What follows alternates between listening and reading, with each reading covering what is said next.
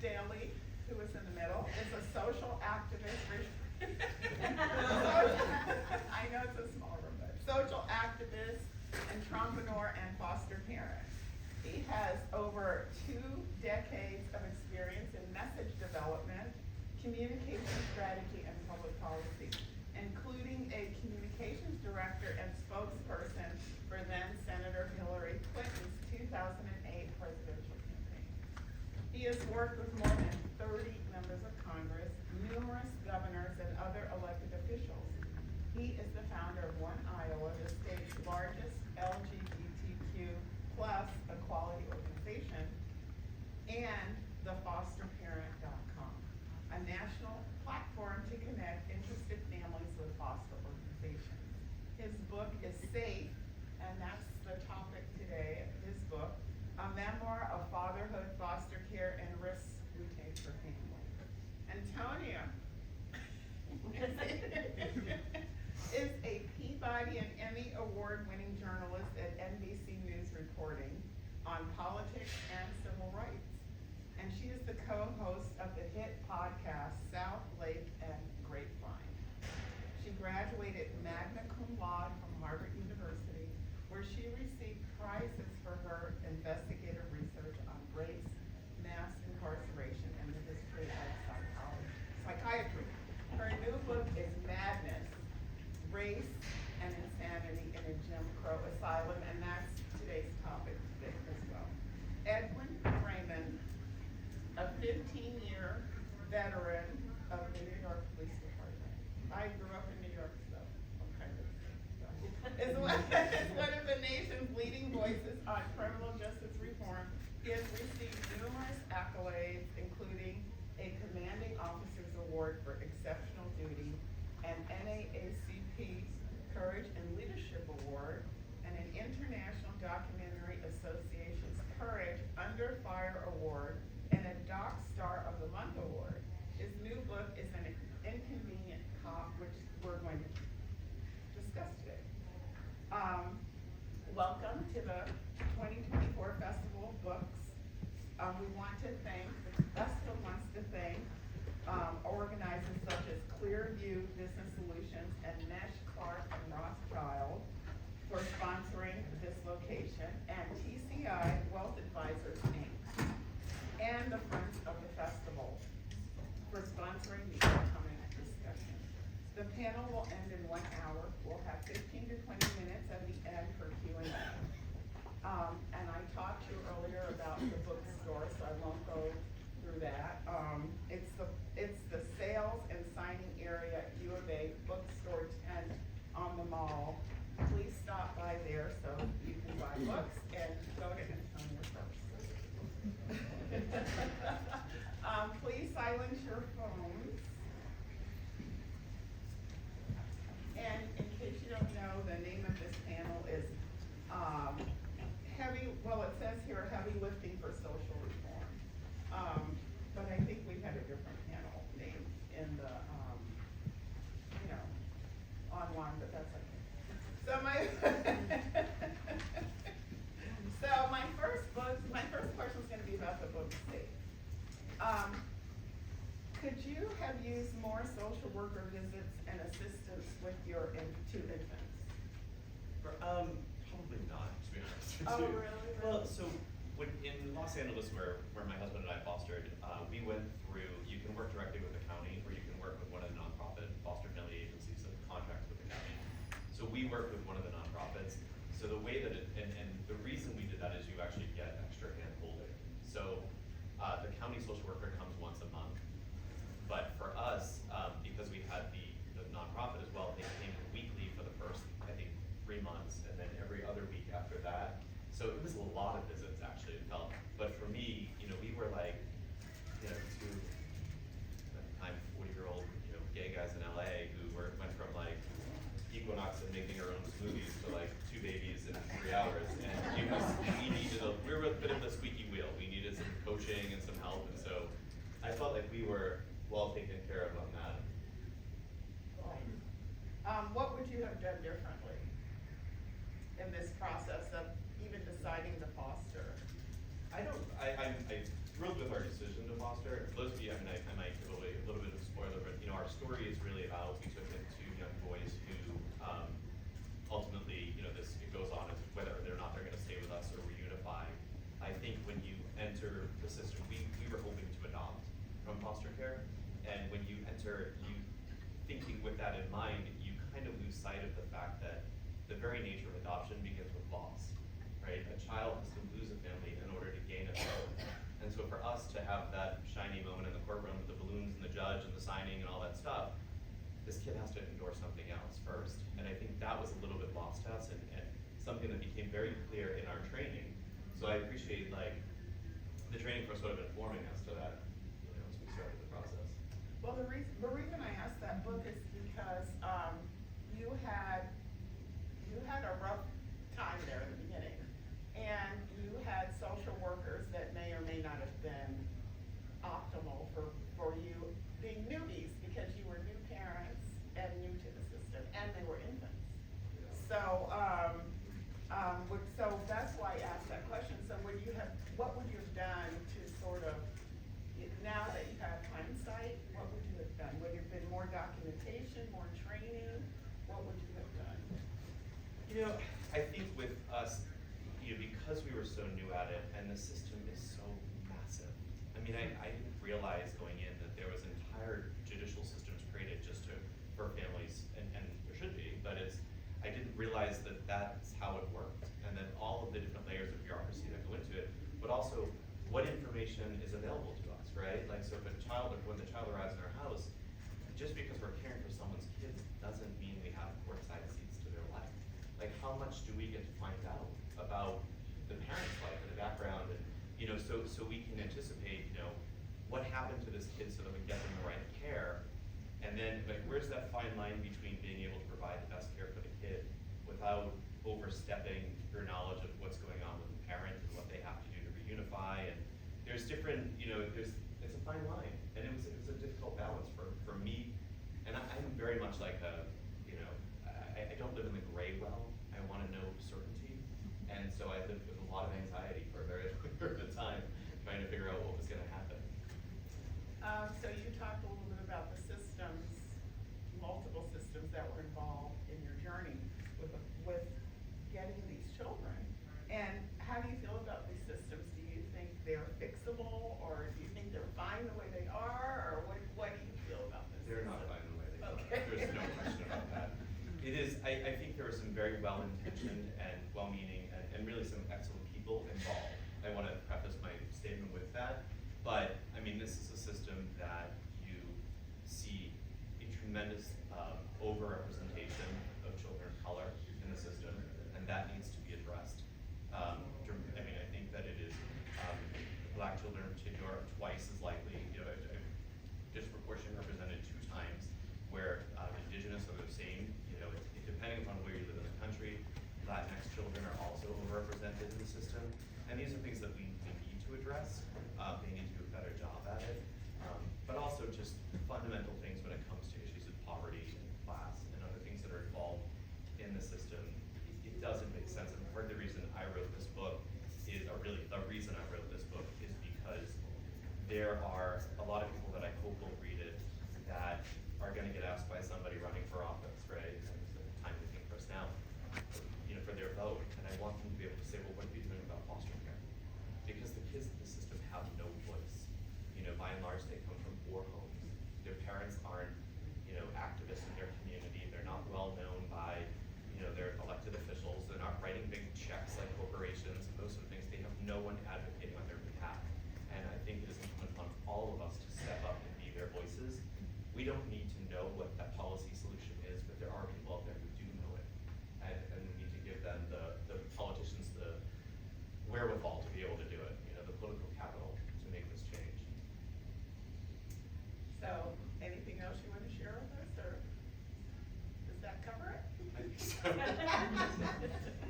Okay, we're gonna go to Antonia. Your book was amazing. All of these books are amazing, but your book was a little different than the other 2 books in that it was heavily researched, and you had archival information, and then you had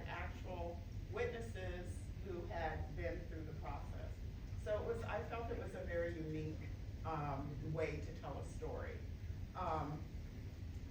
And it also had your personal story interwoven in it, which was the fourth element of the book. So before I get to your questions, what was that like, having to track all of that and put it into a book?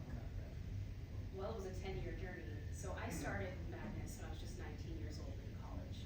I was trying to figure out what I wanted to do with my life, what I wanted to study, and I stumbled into a class all about the history of psychiatry.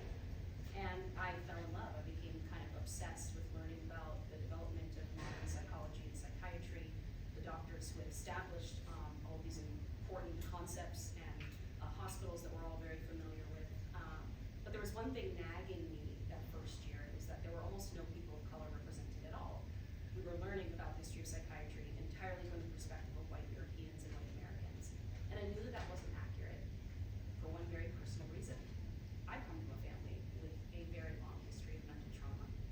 I have several family members who have spent time in institutions, who have tried to access care, who had had both positive and then some very negative experiences with psychiatry.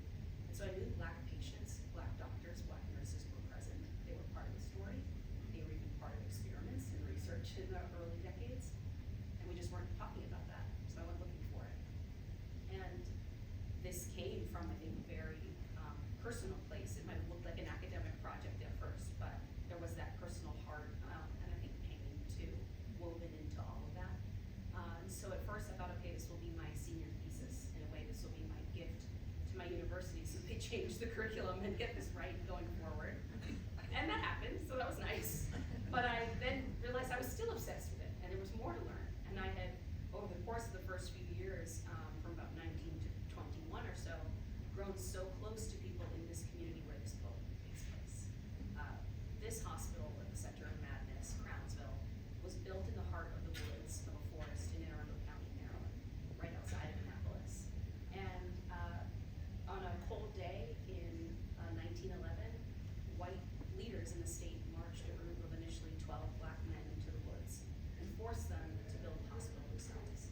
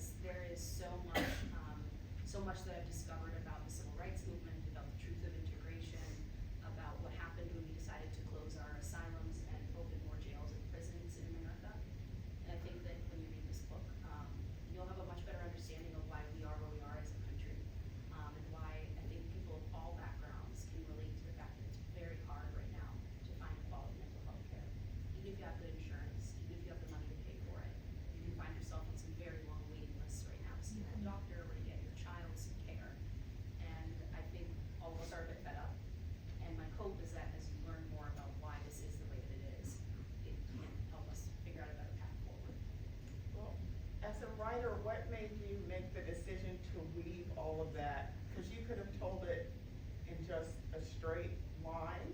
And what gave you the decision to tell it that way? In some ways, it is a straight line because I start at the beginning and I take you through chronologically. And that was very important to me because I needed to show you through the oral history that I've gathered in the records that every era builds upon the era that comes before it. And so this idea that what happened in our country in the early 1900s or in the years after slavery's end is not really relevant to us anymore. It's just factually inaccurate. And you need to see how everything builds to get to that point. But I wove the stories in, and I also wove in some of my personal story, because in addition to this being, you know, a work of journalism and fact, and I want you to be armed with information, I also felt like I had an obligation to, if I'm going to ask my readers to talk more openly about mental health, to destigmatize these issues, and to fight for something better, I need to go on that journey with them. I need to tell some of my personal story. I need to put some of my heart out there, so that they know who their narrator is, who is taking you through all of this.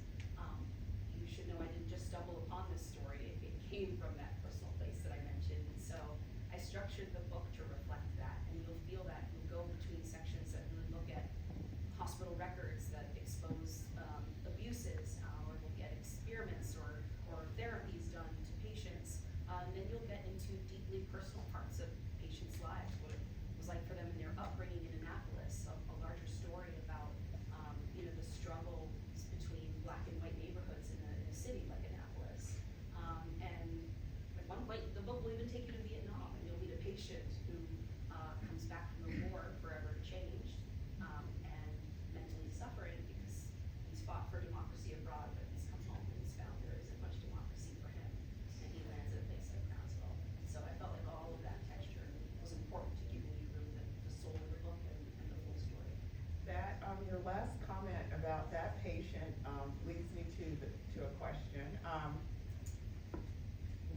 And it's the title of chapter 4 in your book, which I love that title. And the title is, What Could Make a Black Person Mad? Yeah. I was very direct with that title for a reason. I love that title. I felt like fundamentally I had to answer that question. You know, for decades, we've seen in the research that communities of color, Black, Indigenous, Latino, Asian American communities have higher rates of depression, anxiety, and then other serious diagnoses like schizophrenia or bipolar disorder. And there are lots of people who are looking at this from the biological and genetic perspective, which is really important. But as a journalist, I think what I can offer is a story that looks more at the role that history, adverse life events, and truth have played in all of this. And the reality is that for much of the 20th century, for Black Americans, it was very difficult to exist and to not suffer some amount of anxiety, depression, and paranoia. In Maryland, specifically where this book takes place, many of the people who came to Crownsville came from communities on the Eastern Shore, which, if you're not familiar with Maryland, is an area that was known for being very attached to slavery, ran massive plantations, huge agricultural economy. It's where Frederick Douglass was born. It is where there were large breeding farms where people were selling people and separating families and selling their children across the South. And at slavery's end, it became a sort of epicenter of lynchings as well. So there were a lot of Black people who come from the Eastern Shore, grew up with this fear that one mistake, one accident, or just being a little different or being seen as strange could lead to your life ending and often hanging from a tree. And so I look at two real cases, and I go through all the reporting and facts that we have. I look at two lynchings, and what I uncover is the sort of basic story people have told us about those lynchings was that, oh, these two men had made these different mistakes or been accused of these different crimes and they're lynched. It turns out that what I found is that both of them were what we would now know today to be neurodivergent. They didn't have actual diagnoses at the time, but people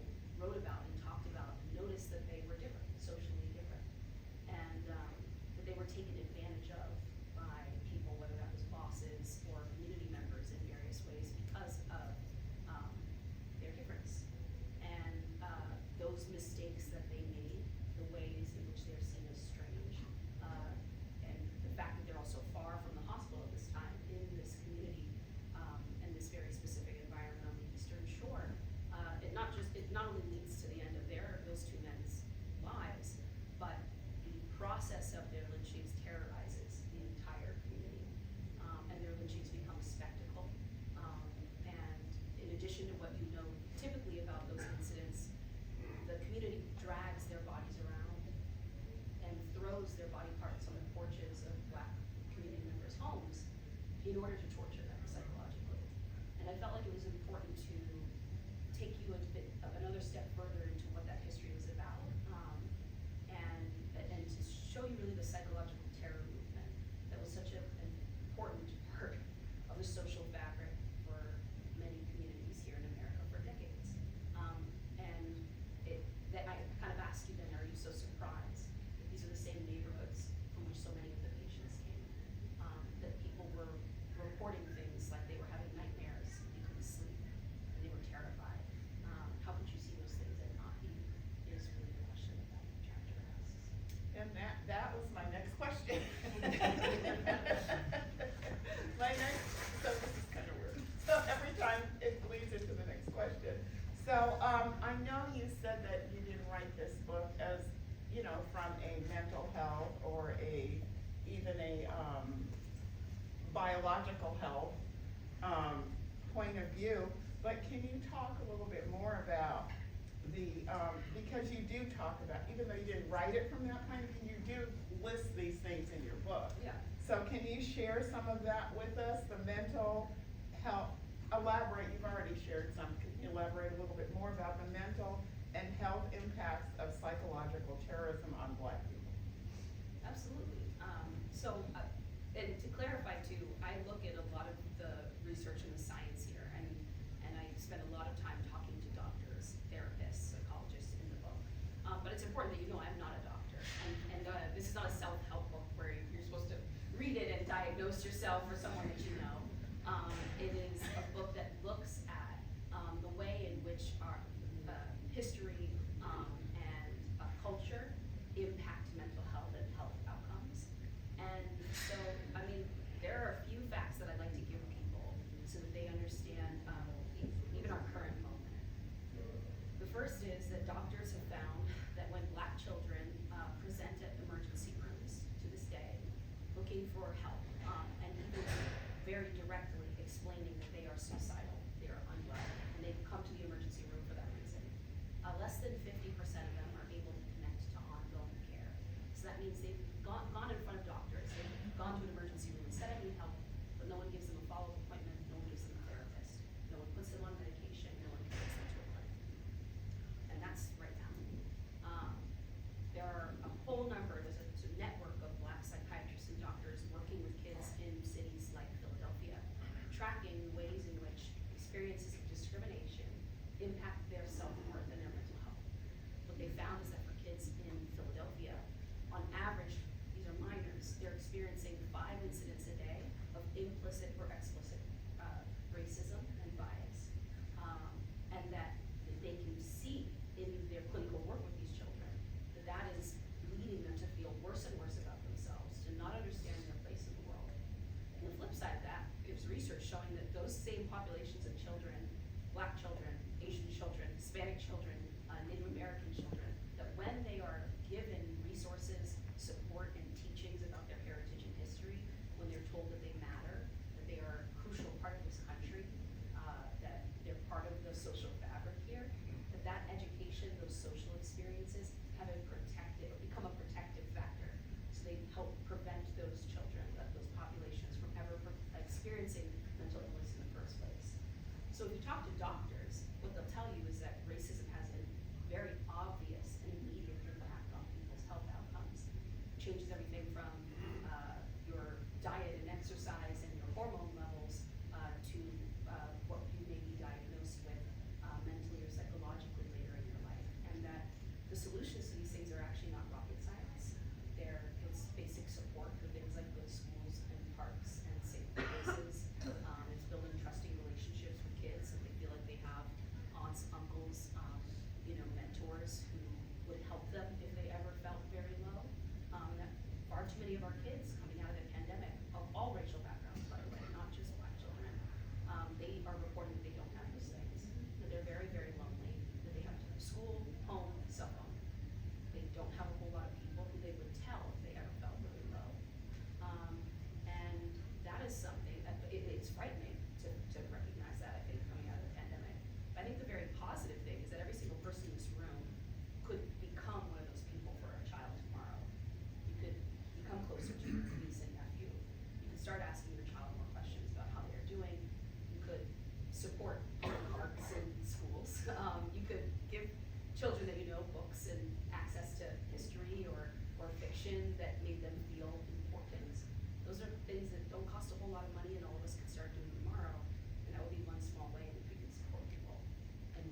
ourselves from seeing more of the outcomes we're currently experiencing. My last question. My last question, is, and you kind of addressed this too in all of your answers, but your book, as you said, starts in 1911, but it goes back further than 1911, but I mean, you talk about things more than in history that go back further than 1911. So I'm gonna ask you, in that trajectory, do you see any difference in the mental health care system for blacks today than?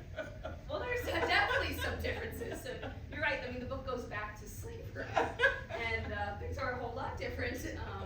I mean, one of the things I write about is that during slavery, prominent doctors in America actually thought that black people were immune to mental illness because they thought that they were enjoying being enslaved so much, and they were having such a good time in the outdoors, and that being outside and doing physical labor was so good for your mental health that it was actually impossible for black people to develop mental illness.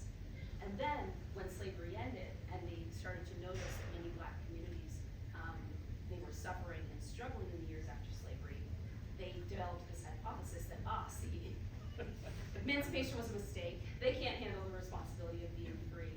And look, they're unraveling without the structure of the antebellum social order.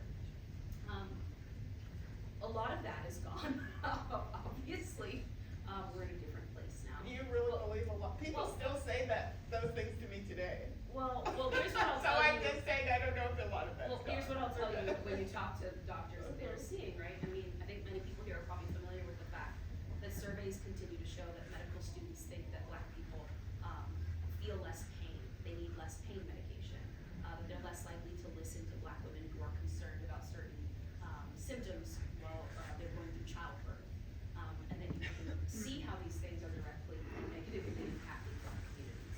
So while people might not be publishing in medical journals as they used to, theories about enslavement, that wouldn't be acceptable or peer reviewed or proper now. I'm not saying that there aren't people who still feel that way, I'm just saying it's not part of the same, it's not like an official American Psychiatric Association opinion. The problem is that the people who developed a lot of those theories more than 100 years ago, they were not random doctors. These are people who founded one of these organizations. Their names are on buildings. They created some of the most important medical school programs that all of us would be familiar with today. Crownsville's campus, by the way, still stands to this day in Maryland. And one of the buildings is named after the son of a Confederate brigadier. One of the roads is named after a famous segregationist.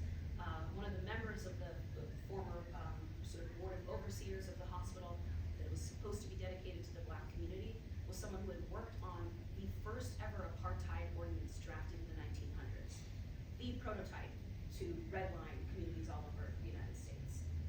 And so when you see that again, these are not random people, these are very powerful people with families who had developed these theories, trained other people underneath them, interacted with patients, and essentially to set up how we do things, then yes, there are all of these vestiges. And I don't think we can fix that. We can't stop really talking about it. If we say we care about mental health, if we say we care about recovery and opportunity for patients, we won't be able to address these things without going back first, knowing our history and addressing them. Your parts of your answer lead me to Edwin's book, and that was sort of his fight that he tackled, was not only vestiges, but on paper they say they're doing X. and so that's why I asked you that last question, because on paper there are two issues at play. They're the ingrained vestiges or prejudice or historical assumptions, and then there are also people who write these wonderful programs and say, we're not doing that, we're doing this. And so my first question, and an inconvenient cop is the one who says, wait a minute. He says, wait a minute. So anyway, my first question is, explain broken windows theory and how it was abused in minority communities. And broken windows theory was one of those things that was supposed to be this bright, shiny penny, and was not. So, first, good morning, thank you for joining us. So the broken windows theory, it was an experiment that was done in Newark, New Jersey Police Department in 1982 by social scientist, George Kelly. And the idea of the theory is that if we over-enforce, the idea of the theory is that if we over-enforce innocuous infractions, right, so-called quality of life, there are all sorts of euphemisms for petty stuff, then we will essentially stop and prevent larger things from happening. This was done for a particular period in Newark, and at the end of the study, violent crime did not go down, but people's perception of safety changed. Because every time someone looked to the left or right, someone was getting locked up, police were issuing summonses, and it made people feel safer, especially older folks. They're assuming they don't know that it's for littering. They don't know that it's for petty things. All they see is officers engaged with people who are violating the law, and it made them feel safer. So in comes former police leader at the time, William J. Bratton, Bill Bratton from Boston. He brings this theory to the New York subway police, the transit police, and it does have somewhat of an effect, because things that people have never, like jumping the turnstile, not paying your fare, gets over-enforced. And now you're finding guns, you're finding weapons, you're finding recidivists, you're finding people wanted for things. And then he becomes the commissioner of the entire New York City Police Department, and this becomes the way of the land. And the problem with the theory is that the number one reason that people ended up in handcuffs was marijuana use, personal marijuana use. The number one reason that people were issued summonses was open container of alcohol. That's both substance related. Both of these things happen either at the same or higher rates in white communities, according to the Department of Health studies on the matter. So if there's some sort of correlation and even causation between substances, marijuana and alcohol, and larger crime, then the bodies would be in Park Slope, right? I'm sorry, that's a. Park Slope is a good example. Yeah, Park The Slope. Upper East Side. Park Slope is a good example. But that's not, and it's not to say that there aren't serious issues in certain communities. Obviously, there is a correlation between poverty and crime, but to use over-enforcement, mass incarceration, over-policing, on Black and brown communities as an answer to larger issues, it literally is, you have to dehumanize people to police them that way. And think you're the good guy when you look in the mirror. So when, after 2 years, Bratton leaves the police department unceremoniously, he starts his consulting group and spreads this around the nation, even other parts of the world. Giuliani, the mayor at the time, after 9/11, his term was over. He also starts his consulting group and spreads this to other nations, mostly other nations, because Bratton pretty much had the United States covered. And this has become the way that so many police departments operate. There's a lot of revenue from those summonses, right? In the Ferguson report, one of the things that we learned was all sorts of law enforcement went to Ferguson to meet their summons quotas. All of this fueled by broken windows policing. Again, they present this as if this is the way, this is how you police Black and brown communities, but it's torn communities apart. It's literally turned Black bodies into revenue, something that is not new to the United States. And it's just not the way. And again, empirically, it doesn't even solve the crime issue, because cities like San Diego that never adopted this type of policing saw larger plummets in crime than New York City. Crime dropped in the late 90s and early 2000s nationwide, despite whether or not they adopted this type of practice. So that's the broken windows theory, broken windows policing in a nutshell. Can you contrast that with front porch theory? Front porch? Front porch is everyone's out looking at everyone. That's okay, we'll move on. We'll talk about that later. Okay. My next question, which piggybacks on what you just said, can you discuss crime statistics reportage versus police response? And you had some really fascinating numbers in terms of guns that were taken at the turnstile and homicide rates in Black communities versus other communities. So can you talk about those numbers? Sure. So the FBI requires every police agency in the nation to report on 7 major felonies. And this is essentially how they measure the safety of a particular place. So their officers are incentivized to not report certain crimes because it makes the police department look bad. But so if something serious happens like a robbery, it'll become lost property, right? If it's a burglary, it'll be trespassing, right? We call it cooking the books or reclassifying crimes. And what this does is it lowers those 7 majors, as 7 index crimes, 7 majors. Different police departments call it different things. But let you jump the turnstile, you know, it's the crime of the century. You know, God forbid you smoke a spliff, you know, it's over. I can say spliff, right? Yeah, so unfortunately, you know, when we look at the numbers, for instance, stop and frisk, in 2011 we had the highest recorded amount, nearly 700,000 stop and frisk, of which over 93% were Black and brown. And that yielded about 500 guns, right? That's a terrible ratio. You know, this is something that's supposed to suppress unlawful guns. 700,000 to 500 is not a success, right? But yet, this is what happens in the community. This is what they use to try to justify over policing. And the homicide, you had some homicide statistics as well that were kind of interesting in your book. Oh, that's okay. We'll move on to the next question, because now that makes someone to read the book. They have to read the book. My next question is, and you do talk about this a little bit in the book, although that's not what the book is about intentionally, but what's wrong with how polices are recruited and trained? So, one of the things that I learned immediately that shocked me in the police academy was how little autonomy cops actually have.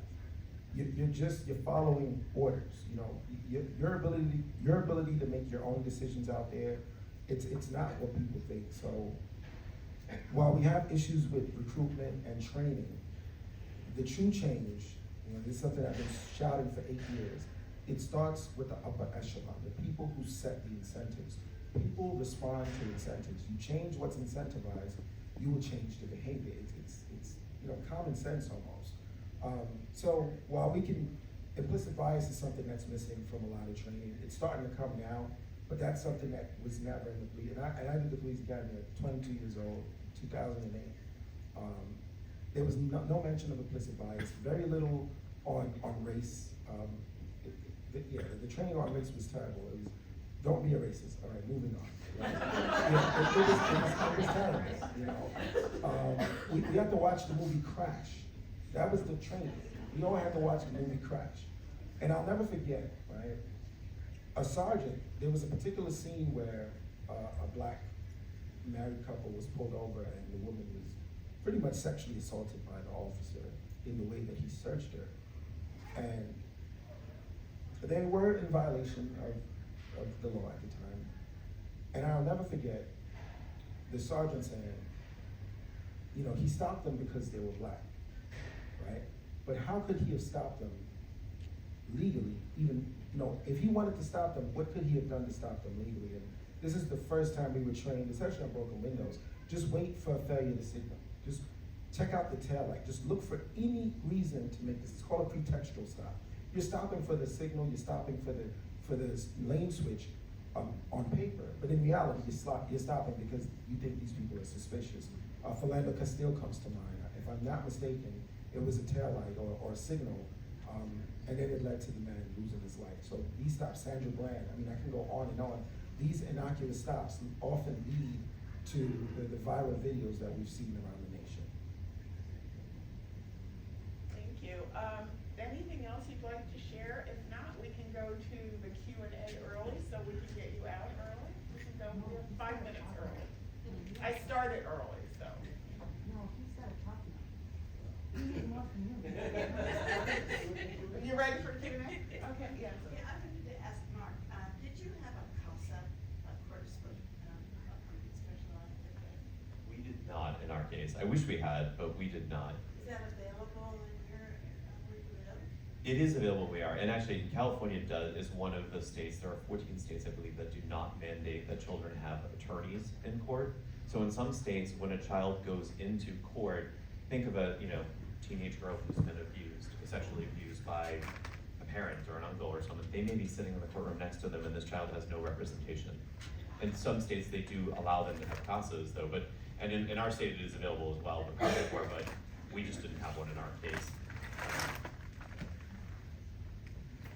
Yes. You'll see a lot of people of color being hired in the police department, and you see them, in different situations. But since it's such a kind of little initiative of your own, does that make as much difference if we who don't understand what's going on would think and hope that would make in the relationship between the police and the communities they serve? Thank you for that question, because this is something we need to speak more about as a nation outside of even just policing. So, there's an entire chapter dedicated to that, and again, I call it cosmetic diversity, right? The notion that because you have diversity, it solves the issue. The problem with cosmetic diversity versus genuine diversity is that they don't actually lean into the people, right? They don't actually say, okay, now that we have women, now that we have, LGBTQ, now that we have blacks here, what can we do? How can take your experiences, your life experiences, and let us know how we can improve our institution? Unfortunately, that's the part that's missing. And what comes to mind is Tyree Nichols in Memphis, Tennessee. This happened after George Floyd. Tyree Nichols was a black man, the 5 police officers involved were black men, and the police chief was a black woman, and yet we still end up with something that looks almost identical to Rodney King. Right? So unfortunately, if we do not change how these systems operate, it doesn't matter who's steering the ship if we don't change the coordinates. Right? If we don't change the destination, we're still heading in the wrong direction, no matter who's steering. That's a good follow-up for me to have you talk about yourself a little bit in terms of why did you shed light on it at your own personal safety risk? How did that happen? How were you the person who said, this is not working and I'm not doing it? So I'll be honest, I became a police officer because of the negative interactions that I had with cops, starting at about the age of 15. And the original plan was never to be a whistleblower. I thought I was gonna rise through the ranks, do it differently, create the template for how we can police humanely and still get the results of dropping crime and while keeping civil rights respected. But then the frustrations from speaking up from within, I just kept, doors kept slamming in my face. I started facing retaliation, and it was heavy psychologically. I write about it. Started losing my mind a little bit, and I just said, I didn't care what happened to me anymore, and no one should have to get to that point. But I literally did not care what happened to me anymore. I was willing to die for the subject. I was willing to die for what I was getting ready to do. And once you accept that, right, and I have every reason and right to live like anyone else, but once you accept that, your suspension, your write-up, your firing, even your bullets don't matter to me. And unfortunately, psychologically, that's where that's where I arrived to make that decision. To make that decision. I don't like to show this side. This is the part that people don't see, right? But that's where I had to go to make the decision, just risk everything. I risked my life. I've gotten death threats. Cops have not come when I call for backup. But I said, if this is what I have to experience, then it's worth it, because millions of people will benefit if I'm successful. Not just people who look like me, but our nation will benefit if I'm successful.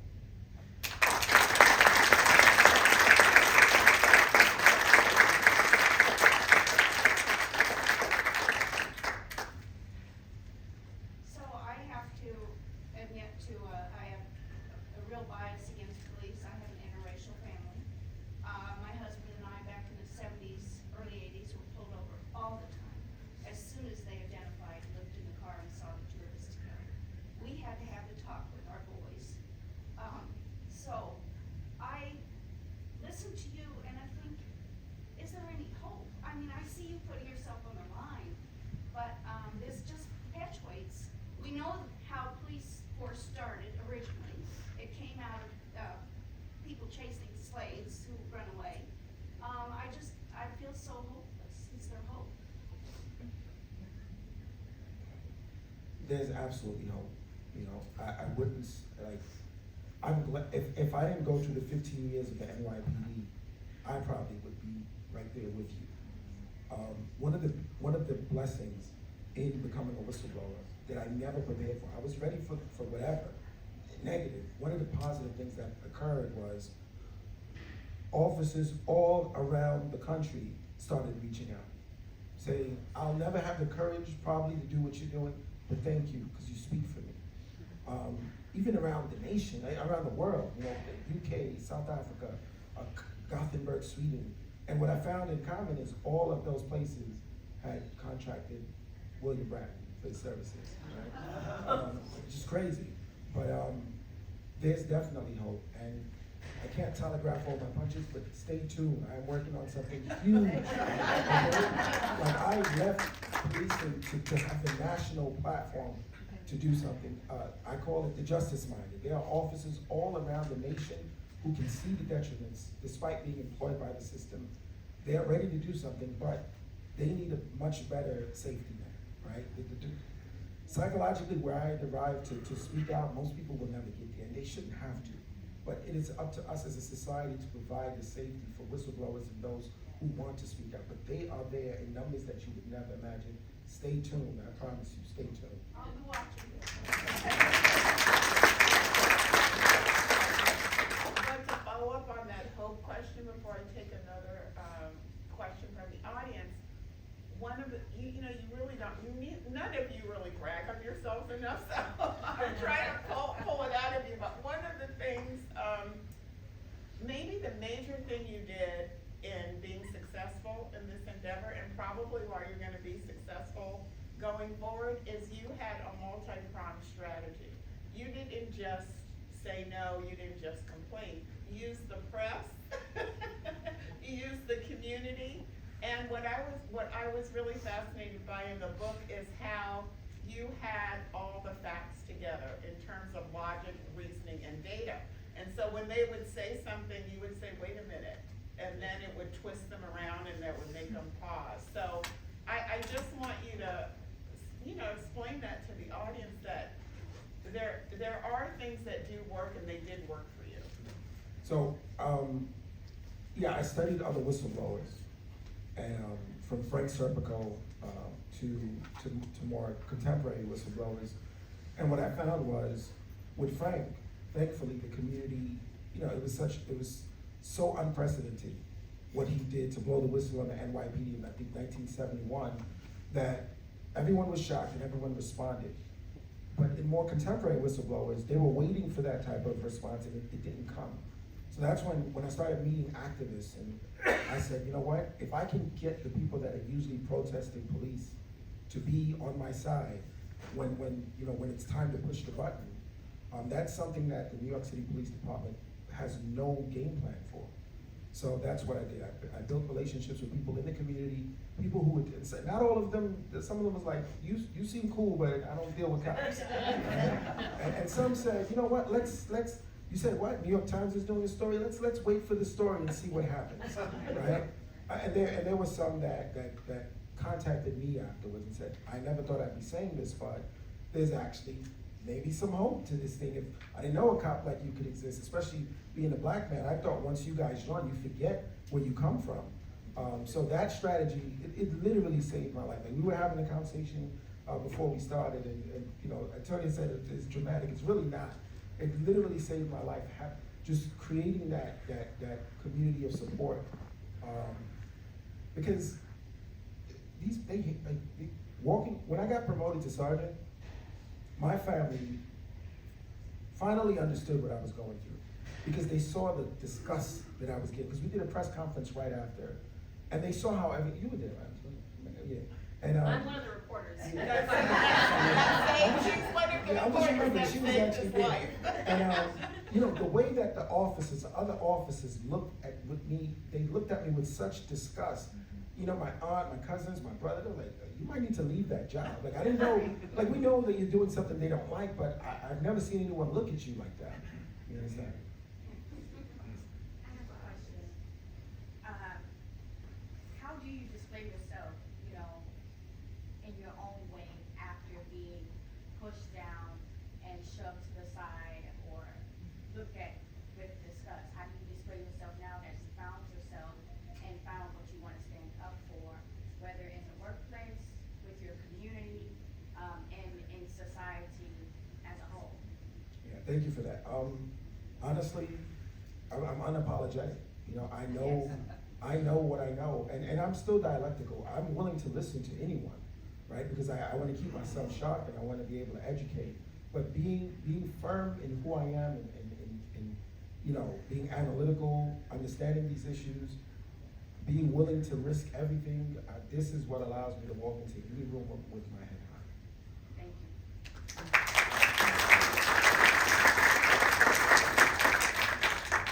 Yes. My husband and I and our friend Danny are from Minneapolis, Orlando, Castillo.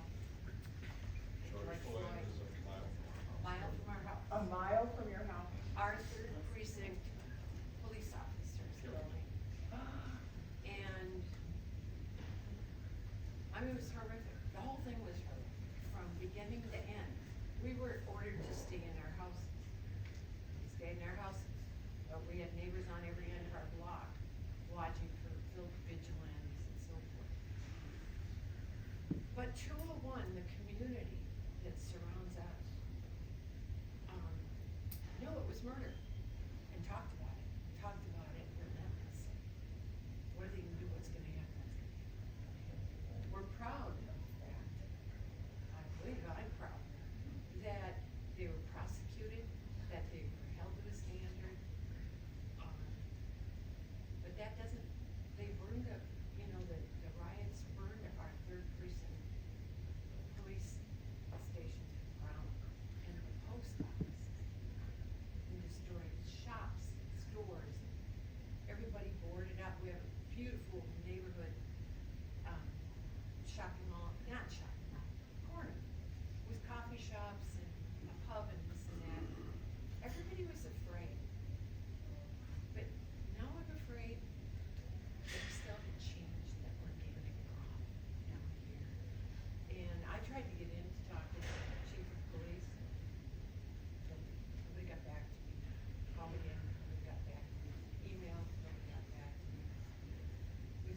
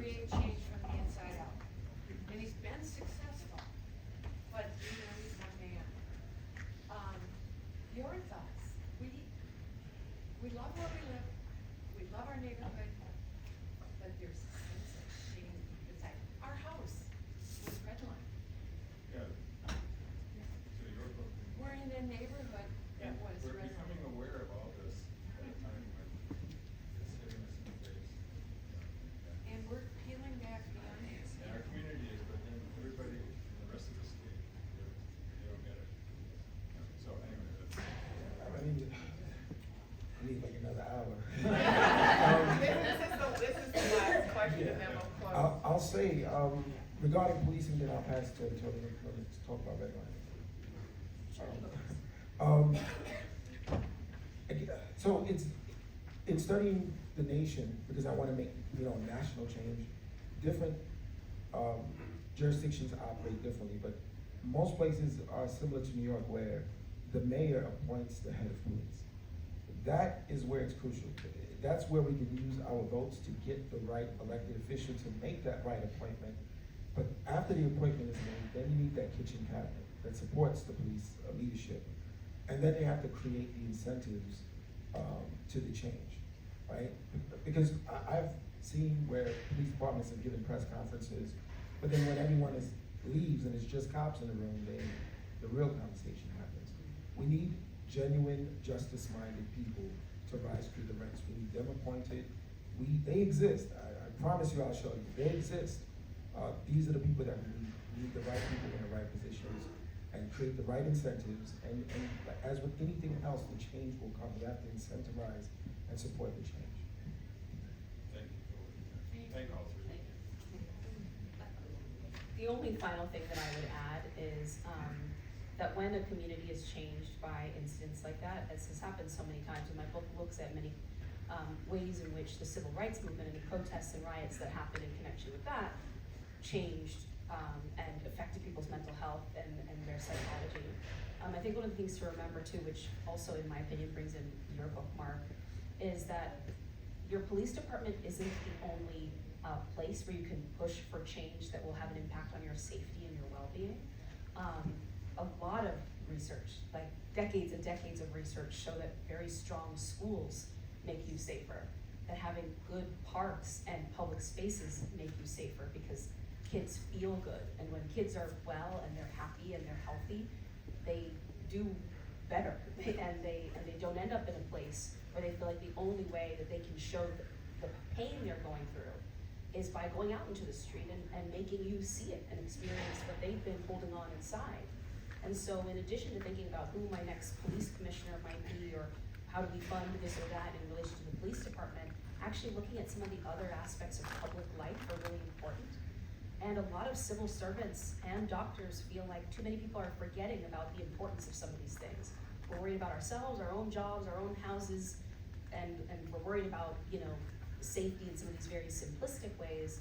But look what's happening as people tear down and attack teachers all the time, and look what's happening when people are telling you that certain people in your neighborhood are evil, or they are coming to your country and infesting our country. Think about some of what this language is doing to how you feel about your neighbor, how it's creating antisocial behaviors, and those things affect, of course, the outsiders and the people who are called those names or treated that way, but it actually affects all of us. And so when you think about how can I make my neighborhood feel good and feel better, there are so many other things outside of just policing that you could fight for or support, including better foster care system and social services and supports for families and moms who are struggling to raise their kids or are asking for more support. There are so many ways in which you could make your world safer right now. Thanks.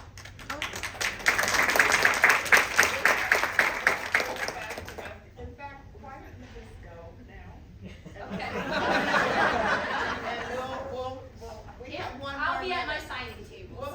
We have one more minute. I just wanted to add one thing. It was just when I was doing so much of the research for this book, one of the things that really